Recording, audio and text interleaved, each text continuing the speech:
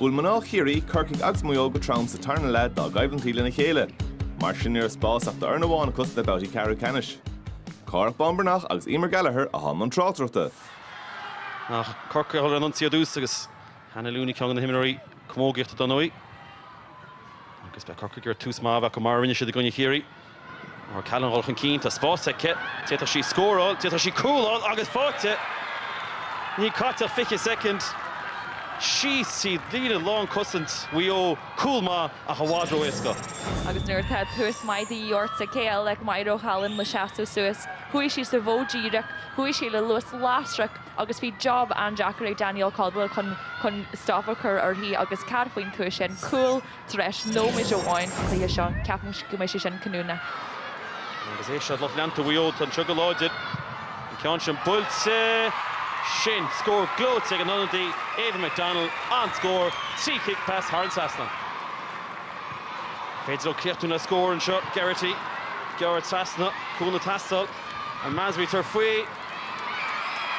Agus ní siad cínte a chanis tá siad cínte agus tá bhuió imíochan cín.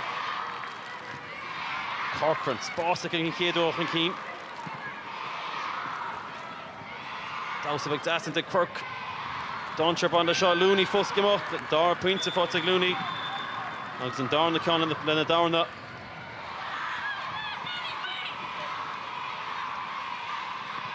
Cork Casa. Sin score glót mat she's a father to she's just a goal. But when she's Spórt go dasta hain. Agus bhín ír sin choisiil Zachary Chilmach agus cool eile fáte Corca. Agus Beidir nach raibh an cool sin an rud a bhí an inching céidir Cork an sin nach bheith sé bras asé a thógal ar nos. Walsh pass cliste in McConnell. Eva Con Snair tan darna pointe fáte níor thosa sí ach tá sé different an hain sísta. Go roll up score chama piece of foot Mayo score. Beidir Aoife Garrity an rookie tin fisisin. Garrity gur Garrett Sasna de dasóg. Agus tá sí hééis sin ceann sin all. Se apí ó mehanítá ciún go más glufa. Agus ben ní bhuiir sin cool a fuair sí pointe Anya Sullivan score má Katie fósa gimot. Sullivan a gur casa de dasóg a sin tintacha. Bheith sí simar score intal. Thug siad seantar hí bháil na parcímar ach d'oibre se. Fátan seo a Corca. Cork tá Corcaigh tíbiste. Nó rá freab a Corcaigh ar Cork a sí fáteag Sullivan an Ash. Agus tá sí crín, sí cín fáteag Anya Sullivan. Spás tíbiste. Ceann fada Joe Sullivan. Sí fáteag Sullivan. Tá Nicola O'Malley cúine súlgéire. Pass ag Sullivan gur Cork am siú. Cork! Cole! Agus Beidir go bin sin.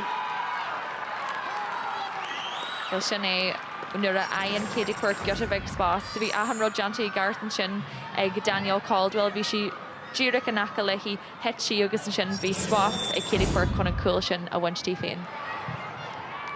Ceann se buteisteach i dro snéad, gaffa go deasacha. A bantí bhistide, tá pass tucaí, fáte gaf, which is just a goal tá. Agus Beidir nach bhuió críochtaí sa clufa se fósaímar.